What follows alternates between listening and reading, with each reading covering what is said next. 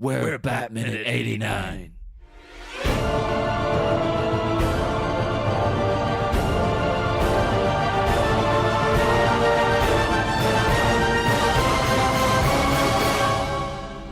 Hello, and welcome once again to Batminute 89, the podcast where we analyze, scrutinize, and quote the plastic surgeons that dwell within Tim Burton's 1989 Batman film, 1 minute at a time.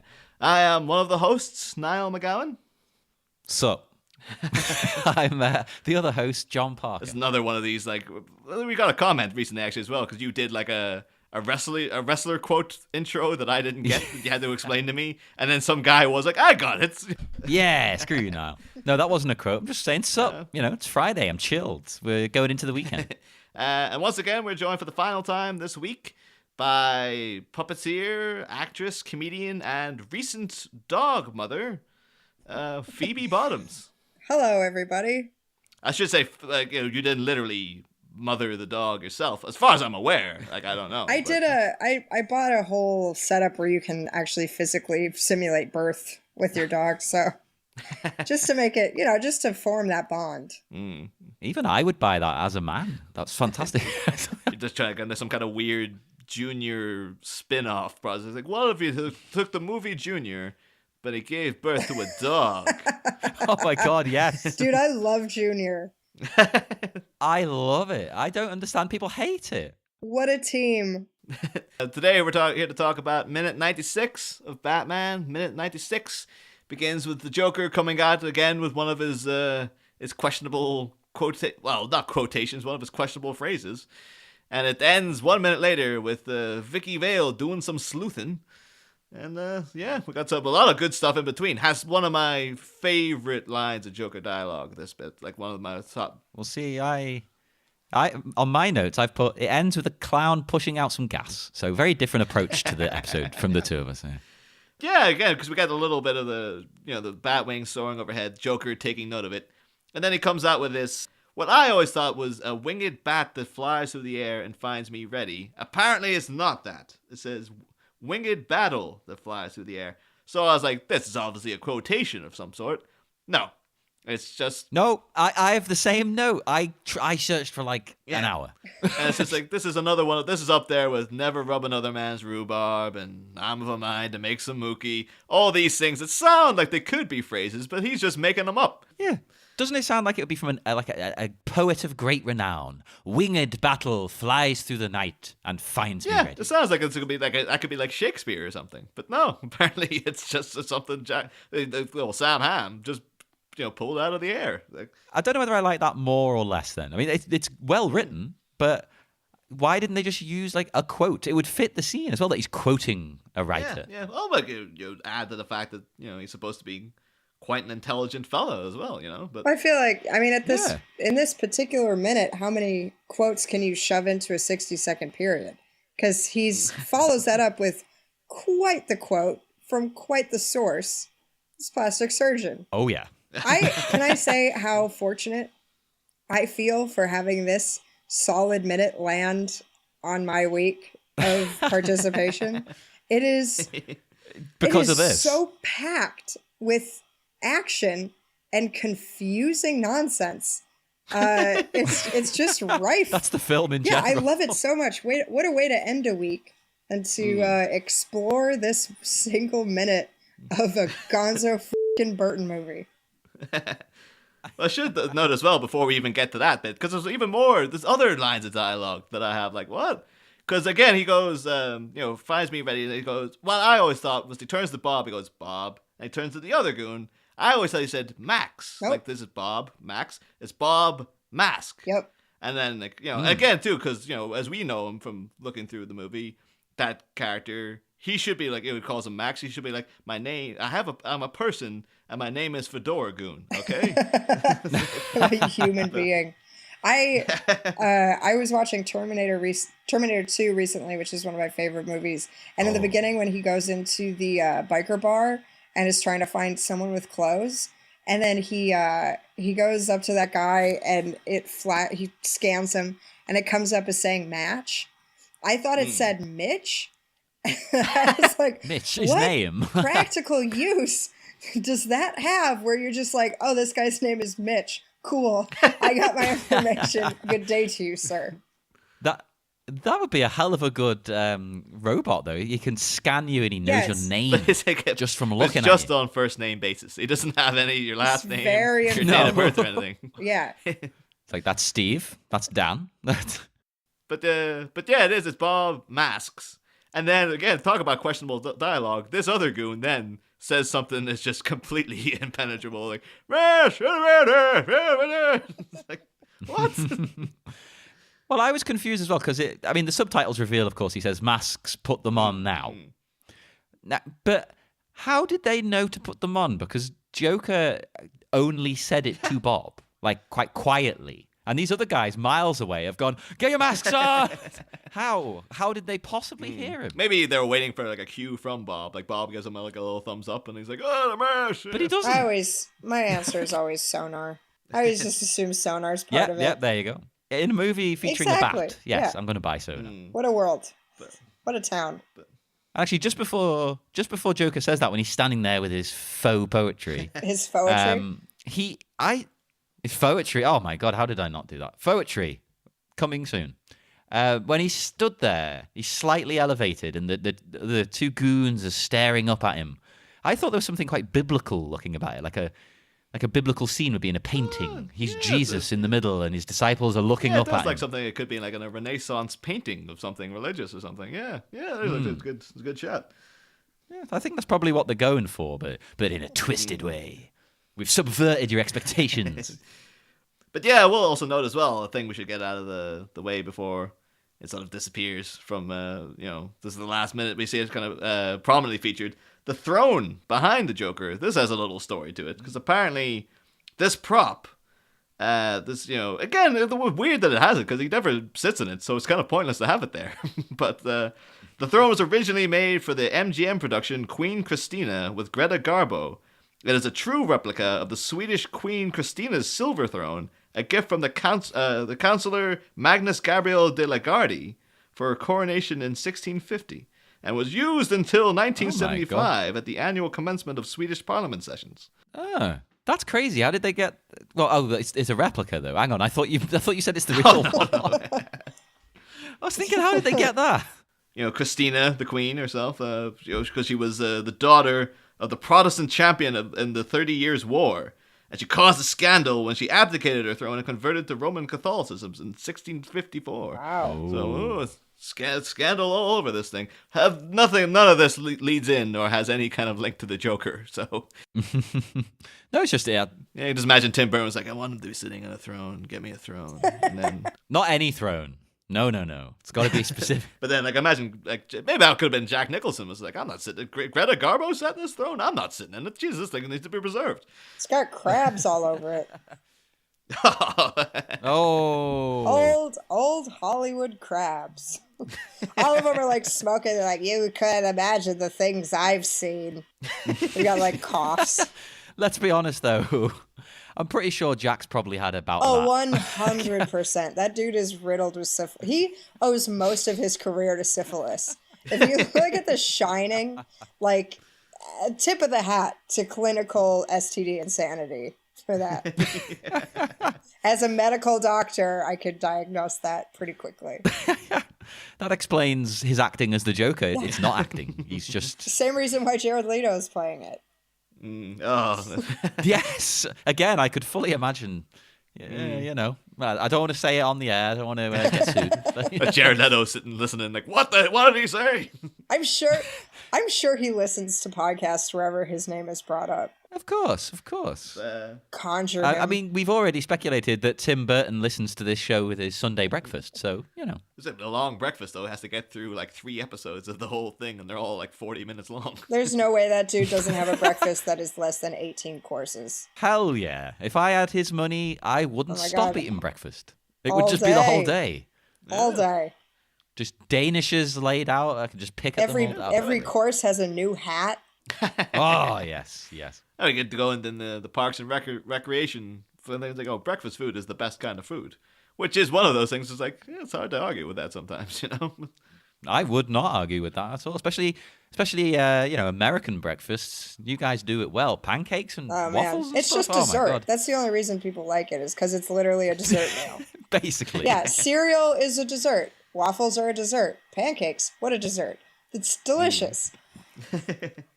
Well, they are a dessert. Right, yeah. So, yeah. I'm a hard lunch person, though. I have to tell you that for free. I'm legally obligated to give that information away with no cost. It was in the contract. Yeah, I love sandwiches more than anything. But for dessert, there's no dessert like a pancake or a bowl of cereal. Hell yeah. I'm on the cereal. I eat it, but just because. But pancakes, hell yeah. Well, what kind of cereal are you eating? Well, I'm a 31-year-old man. I'm eating granola. I need a bit of boost with added protein to give me a little bit of pep. What do you put, like steak in it? Oh, I'm a vegetarian now. No steak. I think with like corn steak in it. Corn steak, yeah. Some tofu. I did just have to witness my 2-year-old nephew when I went up to the dinner I mentioned previously. Because he, 2-year-old, very fussy, refused to eat his dinner, and then proceeded to have about 5 bowls of cereal. But not even like like sugary children's cereal, like wheat hula hoop things. But he loved them. He's wolfing them down. Wheat hula hoops. I want a wheat hula hoop. No, that sounds great for an aging man who may need to help pass certain things, but not a child. I want a literal hula hoop made out of wheat, though. Like a giant one, you can swing it around and snack on it at the same time. I think the Amish probably make those. But I'm like that again, hit 30, so it's like it's depressing now. Like, not only do I have to eat bran flakes, but I actually look forward to eating them. It's like, man, I love bran. I don't give a what anyone says. Hell yeah. It's sturdy, it fills you up. You put some honey on it, call it a day. Well, I've never even put the honey. It removes any issues that you might get from the rest of your diet.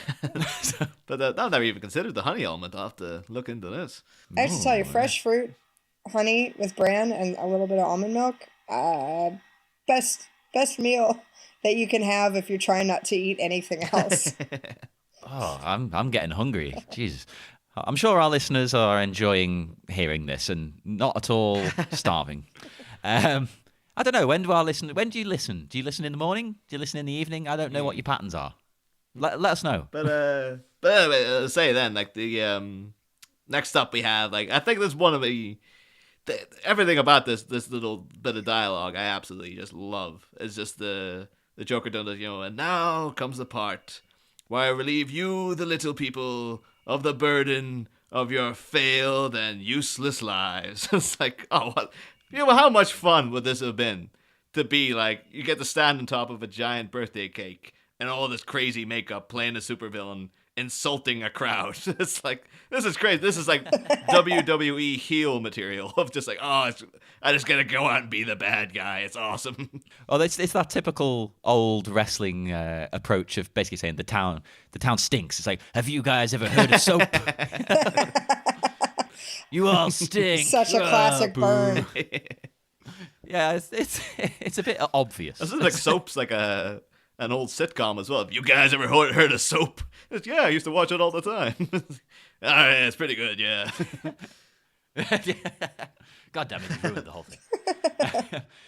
I love as well the way Joker does this. His whole ruse of being a fun-loving party guy, it didn't last very long, did it? He didn't really keep it up. Well, how much more do you want from it? He's throwing cash into a giant crowd. That's not a sustainable level of coolness. I mean, he could have had like a series of fun parties, or I don't know. I can't think of any other sort of fun things. Maybe some gift baskets throughout the town. Could have carried it on for at least a few weeks. He did, to be fair to him, have to play, him and the film itself had to play an entire Prince song there. So that's true. It's like, come on, that I imagine too, like that ain't free, But then he pulls out I don't know what to call it, some kind of radio device. It's a walkie-talkie. This is it's not though. It's not a walkie-talkie, is it? Isn't it a remote control? Well, I thought it was. Oh no, I thought. Maybe I'm getting mixed up because I think later on you see him talking into it. So I was like, oh, walkie-talkie, but it could be a dual function. I mean, the guy has a giant balloon full of poison gas, I'm sure he could figure out how to make a walkie-talkie and detonator into the same sort of gadget, right? Yeah, I suppose it could be just one different switch on it. Because he's gone to the trouble, yet again, of making it Joker themed. Yeah. Like, you don't buy that in the store. Yeah.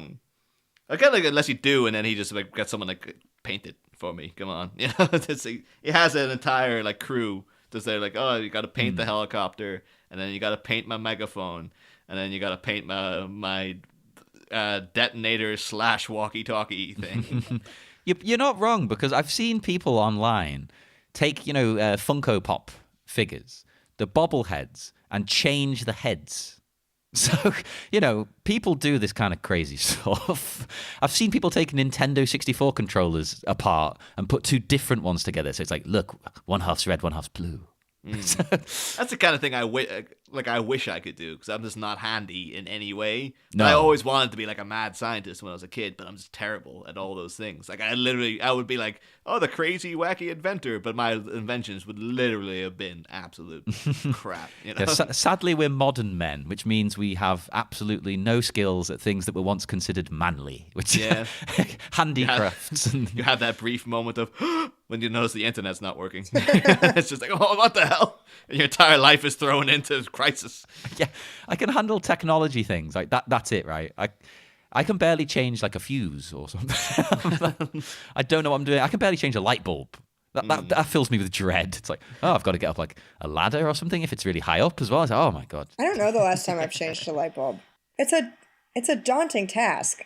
It is, isn't it? It's scary. And then got to make sure that the light switch is the right way, because you could put it in and it could come on, and who knows, you might get shot. I hate the sound too. I hate happen. the grinding, like screeching. It's a little nails on a chalkboard. Don't you think? I don't know. Yeah, it is. I got a lot of strong opinions about light bulbs. Hell yeah. We're going to do a sideshow then. A special hiatus episode. Once we're done with the movie, you can come back and we'll talk about light bulbs. Oh, we didn't actually get your thoughts on Knox from the last episode too, Phoebe. Like, I was supposed to be at the end. We were supposed to get your opinion on him. Yeah, you know what? Now's a good time. You know what? I'm fine. I'm fine with him. Oh, hey. Yeah. I think if I had any real strong anger, it would have been roiling inside of me for the duration of the episode. I'm gonna give him a medium, one thumb up. Let him on his way. Hey, I approve. One thumb up. Thanks, guys. But yeah, then we get to this other. I love it as dialogue, but there are questions that come with this. But as my plastic surgeon says, as my plastic surgeon always says, if you gotta go with a smile. Easily my favorite line in any movie. Like, I don't understand. It's not even a gag. Like, why is he saying that? Like, that's not funny to the crowd. Like, all that does is tell us, the viewer, that he killed the surgeon from earlier in the movie. Well, even then, it's like, this is his confirmation that he's dead? Because, like, I always said, but he could have just, like, I just don't go to him anymore. He used to say that to me, but I haven't seen him in a while. Well, I think it's the choice of said in the past tense. And, if you got to go with a smile. Like, although, for what we saw, like Dr. Davis, the plastic surgeon from earlier, I can't imagine him saying that. I can't imagine him like, oh, Mr. Napier, if you've got to go with a smile. So he was too Weasley and pathetic, He was yeah. So I'm thinking this is another just like, I just made this thing up and then I've just said this guy. He said it's.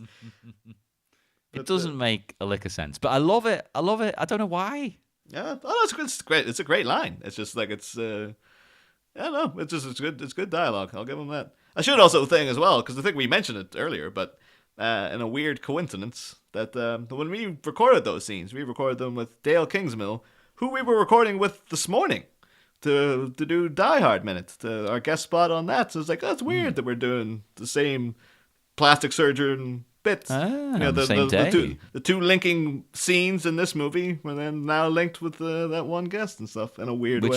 Which will mean nothing to the listeners, because they'll be released at very different times. Yeah. Somebody doing like the proper in-depth, like, whiteboard and chalkboards and stuff drawn up with all the little connections. It's like, oh my god, this blows the case wide open. Everything's connected. Yeah. Hashtag. I'm determined that this hashtag's going to become a thing. Or it's all connected, I think might be the original Dirk Gently line, but I don't care because I coined it without thinking of Dirk Gently. So I am an originator of my own. But this is then followed by, again, actually linking the two scenes. Because I think I said my favorite Joker laugh of the whole movie is in the plastic surgeon's chair when he does that, his first big one. I think this is my second favorite. I love this. I love the laugh he does here. I think it's full of malevolence. And then, because I love the fact that, he puts up his gas masks.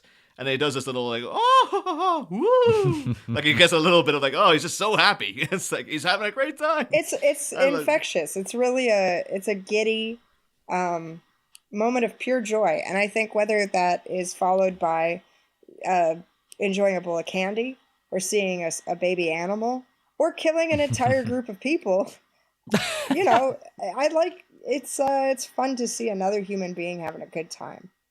Yeah, it makes him happy. That's what matters. That is what matters. He's doing him. You gotta do you. You gotta do you.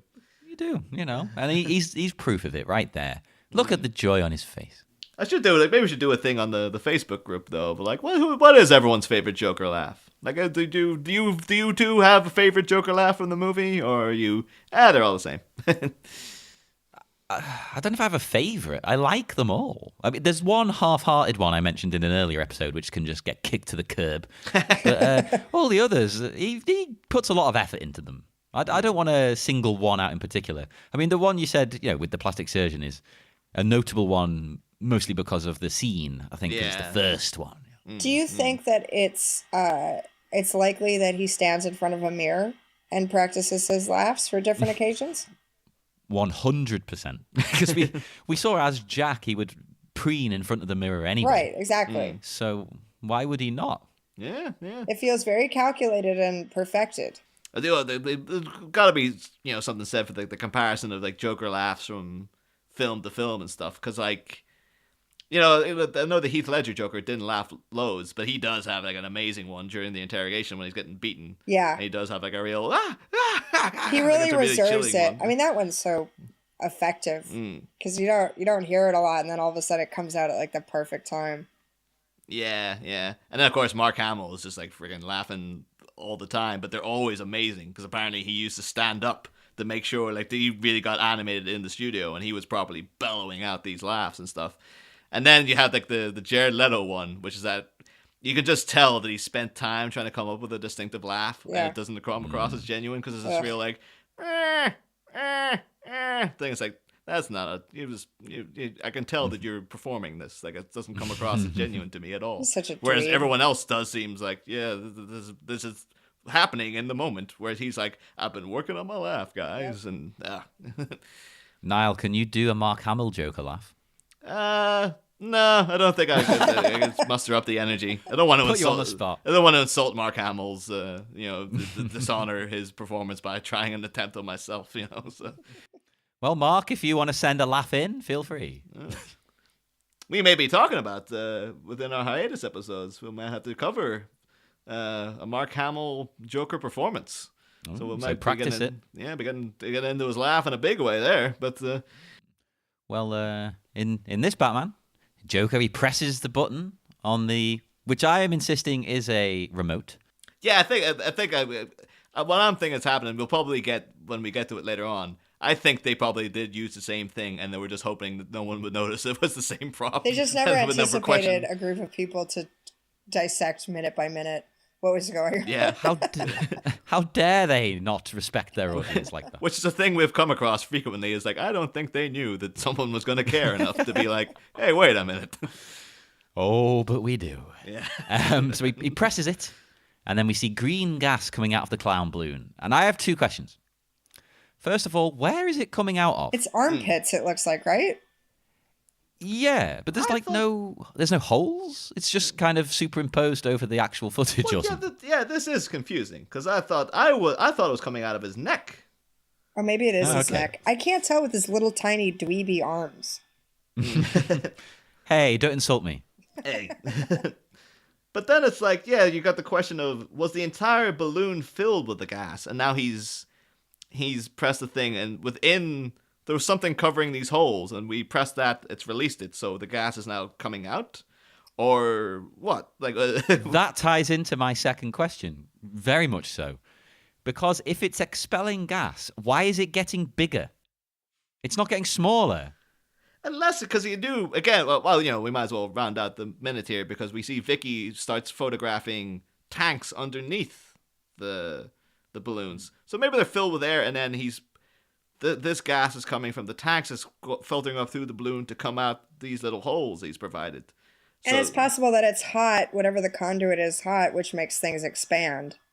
Yeah. That's a much more scientific approach than we would have thought of to do, but yeah. That is the most science you'll ever hear coming out of my mouth. Yeah, imagine Tim Burton sitting listening to this with, you know, trying to get his granola down. I'm going, I can't believe these guys don't understand the balloon. And then when you said that, he's like, finally, someone gets it. Yeah, it's the expansion. So simple.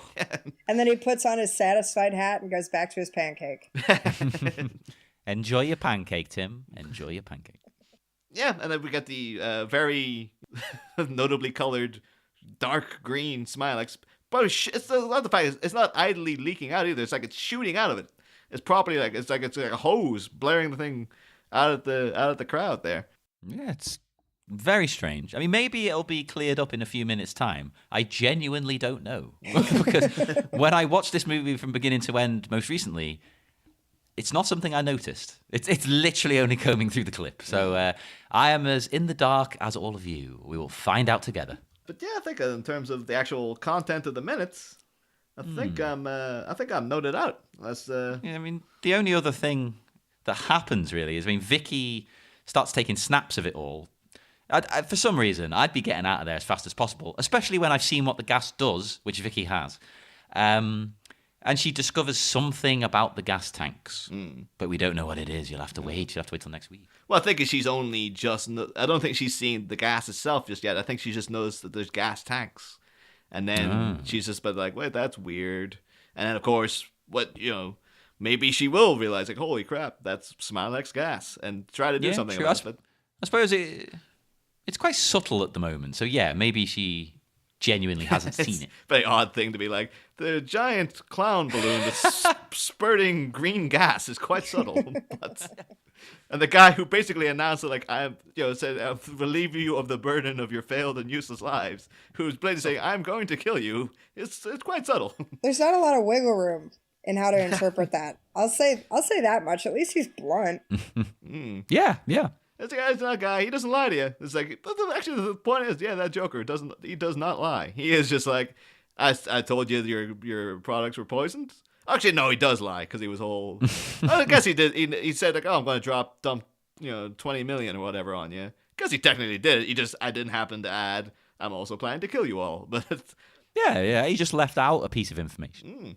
I think it's more of lack of transparency than flat out lying. Yeah, so it's but then it's one of those moral gray areas of like, well, by just withholding the truth or withholding facts, is that not in itself a lie? And we just call it all. We can all call it all fake news and move on. But that's how we deal with things over here, and it works pretty well. Sad. It's usually on the last episode, Phoebe will we approach the guests to ask them about their history with the movie and their history with Batman in general. And I only weirdly found out this week, long after having booked you to do this. I was listening to an episode of Obsessed you're on, and I found out that you were apparently obsessed with Batman Begins. Boy, was I. Yeah, it's weird. I didn't know that going in, but okay, here we are now. But yeah, before you obviously can talk about Batman Begins all you want in a minute, but this movie, what do you remember the first time you saw it, or the circumstances behind it? I feel like I watched it at a sleepover. If that's, God, I'm trying to think of who it would have been. Middle school for sure, because I think that it kind of resurfaced again around like mid 2000s. Yeah, I loved it. I really also love Batman Returns too. Like, I think that they're both dark in a way that was really appealing to me as a kid. Because when you're like 13, 14 years old, you really want to You really want to impress everyone with your ability for your bandwidth for darkness. Yeah. And also, I was like a giant Tim Burton fan, as everybody was at the time. I think I watched Edward Scissorhands like 100 times in a row. So I just sort of was like consuming whatever I could. See, I can't approach Edward Scissorhands anymore because it is genuinely such a sad film. And every time, It's so sad. I remember when I was a kid, I was always just frustrated. Like, why is people lying about him? Why are they setting him up? And it's just like, if I watch it now, I'd be like, no, it's too depressing. I can't watch this movie. It's just, I'd just be frustrated. I'd just feel too bad for the guy.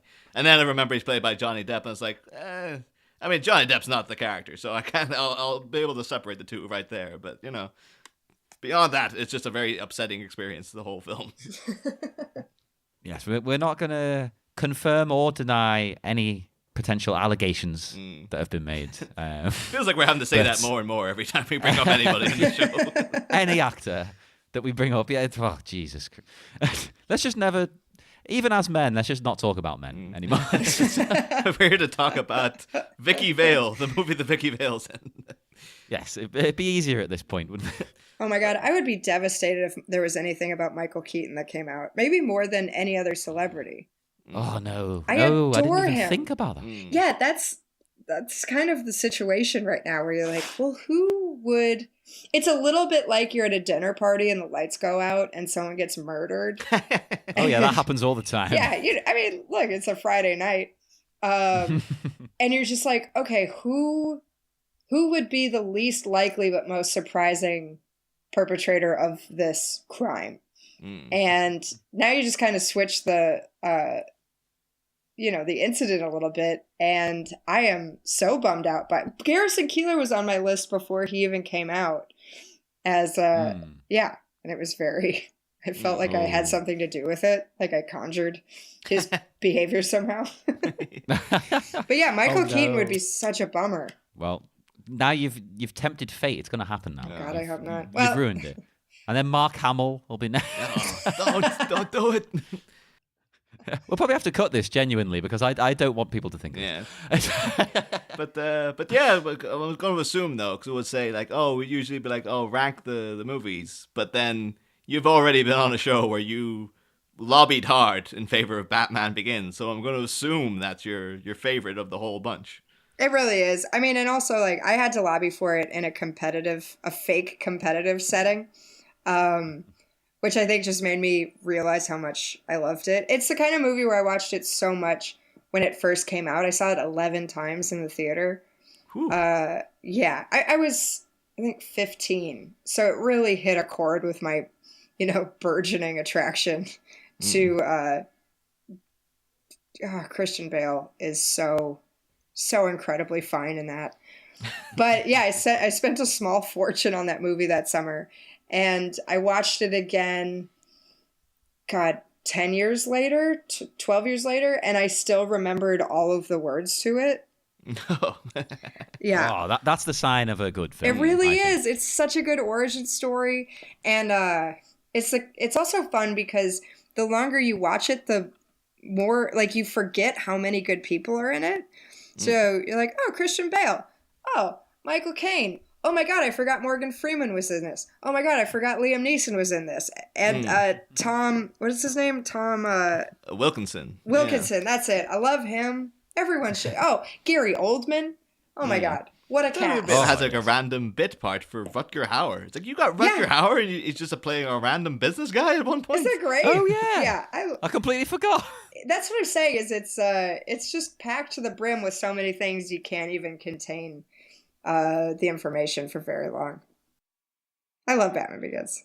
Yeah, it's kind of like the modern, well, not modern because it's like over 10 years old now, but it's like it's kind of the mid 2000s version of Buckaroo Banzai. It's just like you look at the cast, it's like, holy shit, all these people are in it. That's incredible. Totally, it's stacked. It's totally stacked. I think the story's great. I think the way they handle the beginning of Batman, titular, if you will. Is really compelling and great.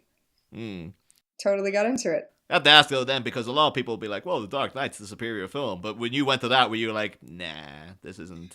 I loved it. I think Dark Knight's great, but Batman Begins really left an indelible mark on me, and I adore it. Yeah. So like in the overall Batman oeuvre, I'm assuming it begins at top. Where is this coming? Is this coming like second or third, or just like lost in the ether? I think third or fourth. I think Batman. Third or Okay, so Batman Begins, Batman Returns, Dark Knight, and then this. All right, that's fair. And then a couple spaces, and then all the Val Kilmer ones. Oh wait, no, Oh, but that's Returns, isn't it? No, he's No. No, it's Michael Caine. Yeah, sorry. And then I didn't see the third Batman. But Which one is it? Batman Forever. Yeah, no, the third new one with Bane. Oh, Really? So you went, Yeah. What? That's so strange. You went to the first one 11 times, and then you're like, I'm out. No, I'm done. Okay, it's super depressing, but it totally got ruined by the shooting. Oh, that's why you just couldn't. You couldn't. I was excited to see it. Then that happened, and it cast a dark cloud over it. And then by the time that kind of, lifted a little bit, I had heard that it wasn't very good from a lot of people. And kind of like the same reason I haven't watched Godfather 3. The first two are perfect. I don't know. I don't know if I want to. I know John he has never had any time for Dark Knight Rises. no. I do. I need to watch it again, to be fair. But yeah. I do support it as it's a good ending to that trilogy. It's not a good.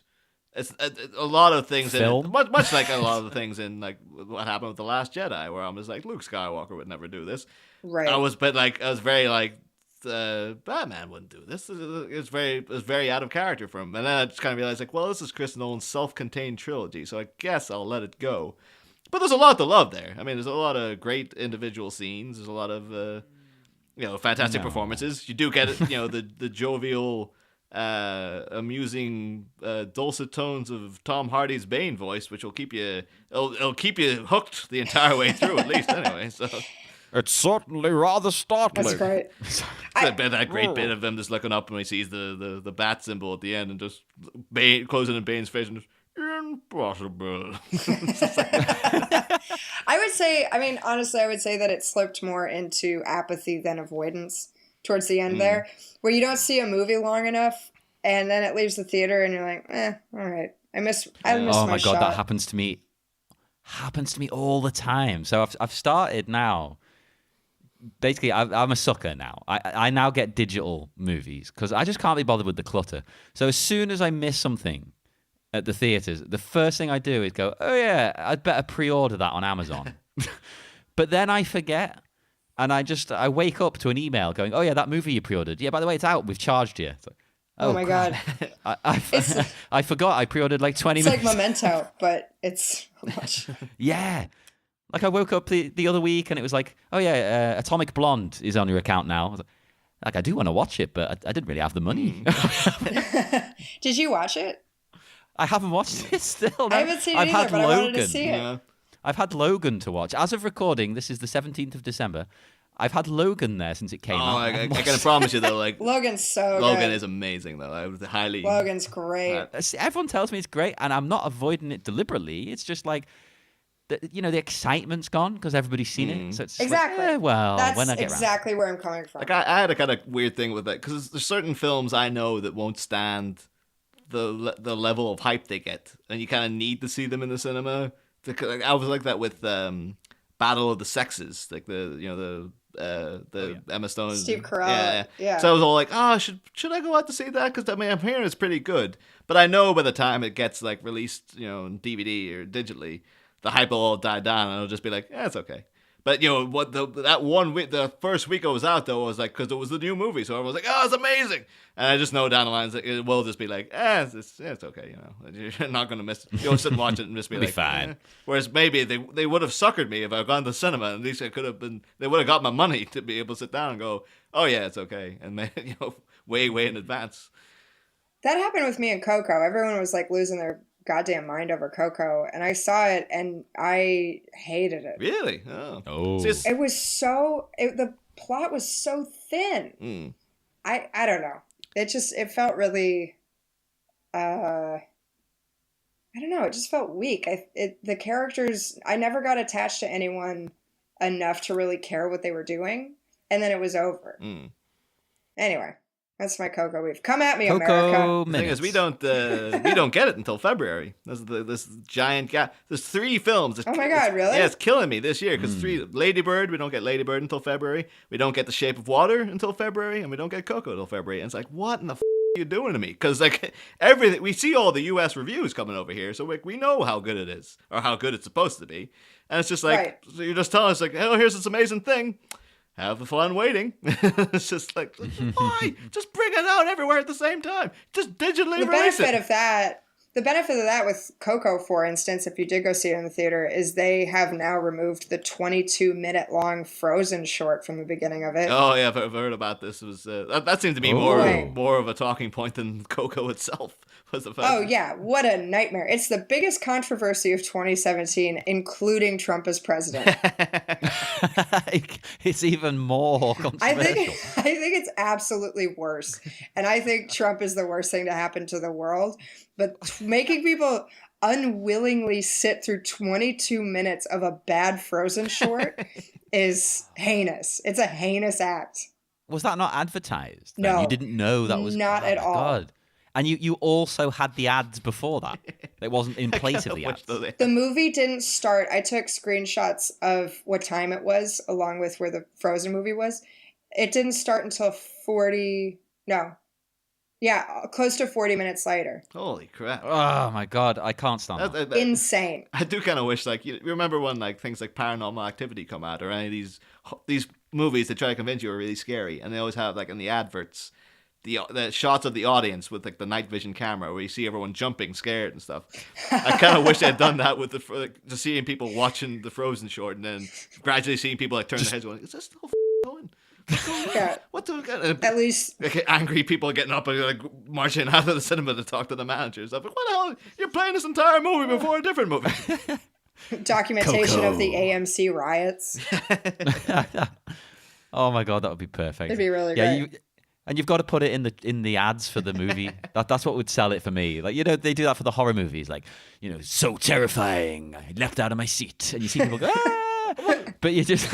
I was wondering what the marketing Coco. for Frozen 2 is going to be like now. Because like last you heard of Frozen, you remember people loved that first movie. Then this happened. And I was like, Frozen 2, everybody. Nope. It's like, more of that. Yeah, they really tested their goodwill with the fair people of especially because the theater. What's the connection experience between the two things? I don't understand. Well, here's what happened: is ABC was supposed to air this Christmas special of Frozen and then dropped it. So instead of just wasting the money, they're like, I don't know, we'll just tack it on as the pre-movie that we usually have.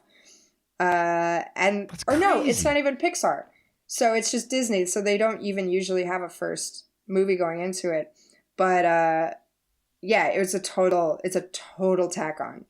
Oh, tell you, I would really like. I think the Star Wars Minute guys have mentioned this. I would really like it though if Star Wars opened up with like a cartoon short. Now that would be cool because you could do like the silly, kiddie, slapsticky stuff. Yeah. I think they hypothesized like, Jar Jar would have worked well in that. Like do a Jar Jar short and then go into the movie. That'd be fine. Yeah, I'm very much like I can take it with Pixar because they usually have like such a high quality short. But like, particularly having felt it with, The Last Jedi there, because you had to get there early to get good seats because there was no reserve seating, and then you had. Well, I had reserve seating at my. la-di-da. But then we had to sit through like a 10-minute thing of just the Odeon sign, advertising the cinema, and then it was adverts, and then it was trailers, and that was a good half hour, and then by the time I got to the movie, you're just like, oh. Thank Christ it's here. And then I'm so keen to get into Star Wars anyway. It's just like, I even had like I always have an emotional response. Even if I went to see a screening of Attack of the Clones, when it actually comes up with a long time ago, you gotta realize like, the tears you come. gotta realize like, oh, here it is. And then it does the, bah! You get to like an instant, oh, Star Wars. It happens my friend just told me this horror story about how she was going to the opening night of Harry Potter and was ushered into the wrong theater, and then had to sit through the entirety of Bad Moms in order to get to Harry Potter. And Oh, I can't think of anything worse. I can't either. Honestly, it's a really, really bad experience to hear someone have to go through that you care about. Oh, we send our love, our thoughts and prayers. I'll pass them on. No. Those bad moms, and it's part of that. You ever get that feeling when something people tell you is good, and everyone seems to say that it's good, and then you watch it and you're just like, is this what people? Is this like an elaborate practical joke? Did that happen with Bad Moms? A lot of people really like Bad Moms. The other one I got really stung by, because I tried watching it again, a bit of it last night, and people love it. But it's maybe I might say it now, because we stepping on some toes. But like, is Pitch Perfect. I've sat through the entirety of Pitch Perfect, and I was like, I didn't laugh at that once. And I watched a bit of it again. I heard it was great. I never watched it. Oh, I like Anna Kendrick. I'm like, I'll watch it just because she's in it. But then last night I was watching it again. It's like, not one joke is landing. Every single thing is bombing in this movie. But somehow it's got a third movie out of it. People love this thing. And it's like, I don't get it. I keep thinking, like, is the world conspired to play a joke on me when they're pretending the Pitch Perfect is good when it's actually secretly terrible? Now, can I just say, I'm not entirely sure we're the target audience, though. I'll be honest. I don't know. You think like a good movie should transcend all audiences. It should be able, everyone.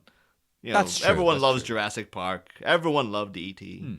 Everyone loves Toy Story. That's technically a kids of movie. course, yeah. All the Pixar stuff is like, everyone loves it. And that's just like, I went out to Paddington 2. That's a kids movie. I loved it. Does he go to prison? He does go to. It's a very. I thought my husband was God. lying to me when he told me that. I laughed for 5 minutes. He's like, "No, I'm serious," and I did not believe him. It is such a ridiculous. I love it so much. I love that he goes to jail. Yeah, he gets framed for a crime he doesn't commit, and then he accidentally gets sent to prison, and he gets it's a proper black and white striped prison garb that he accidentally dyes pink and all this sort of stuff. That's the only thing I've heard about the movie.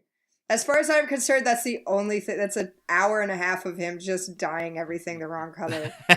But it's and then Morgan Freeman comes on. He's like, "I wish I could tell you that Paddington fought the good fight, and the sisters let him be. I wish I could tell you that, but prison is no fairy tale world." Yeah. But it's a genuine. I can't recommend Paddington 2 enough. It is and the weirdest thing about it. One of the weird highlights is Hugh Grant. Hugh Grant is the villain. And it's like, Hugh Grant's incredible. It's an amazing villain. Yeah. It's just like, he's good. This is like, holy crap, he's found his niche after all these years. Like Hugh Grant playing like a pantomime villain in kids movies. That's what he should have been doing all these years because he's great at it. I love it. The first Paddington I thought was one of the best movies to come out that year. Oh yeah, it's great. It's absolutely perfect. Terrific. Yeah, and this one I thought was even better. So I was like, it's really, yeah. Oh, I'm very excited to hear that. Choking back tears at the end of it and everything too. It was very emotional. Yes. Well, spinning off from our conversation before about keeping people waiting, we are going to have to keep our listeners waiting because we're going to have to go into the weekend. Oh, you're going to have to come back on Monday, people. Monday. That's a whole few days without us. That's upsetting. Although, apparently, this episode could have lasted an entire weekend, as far as we know, because I think we've gone way over time. Maybe we will chop it up into a bonus. In the interim, though, isn't it Christmas time? Actually, no, because we've recorded these so far in advance. This is now like mid-February, so... Yeah. Okay, I get it. Hey, second Christmas, everybody. Yay! Have another one on us. Just send the bills in to Batminute89. We'll cover everything. That's wonderful. What good cheer is spread amongst folks. Make sure you specifically put John's name on that, because I'm like... Let me just point out, I will not be held legally responsible if I do not live up to that promise. I've spoken to my lawyer, and there are loopholes. It absolutely 100% guarantees it. Not a guarantee. But yes, join us again on Monday, because we'll be back for more fun. We'll have minute 97. Oh my God, 97. We're there. Niall, we're approaching the end. Unbelievable. But one last time, where can our good listeners find you and your good works? Ladies and gentlemen, you can find me on any social media platform at Phoebe Bottoms, and use that to follow me and updates on upcoming shows and podcasts and so forth. And get in touch with us as well. We are available at the Batminute89 Listeners Society. We're on Twitter at Batminute89. We're on Instagram at Batminute89. And leave us a review on iTunes because it's very helpful. It's very nice of you. And don't you want to do a nice deed? I think everybody wants to do a nice deed. Review us and join us again. That's the most ultimate nice thing you could do. Join us again on Monday for minute 97 of Batman. Next time, Jumpin' Jack Flash. It's some gas, gas, gas. As Knox knocks some obnoxious goons and refrains from breathing toxic fumes, will a soaring specter swoop in and be a sudden savior? Find out next time. Same Bat Pod, different Bat Minute.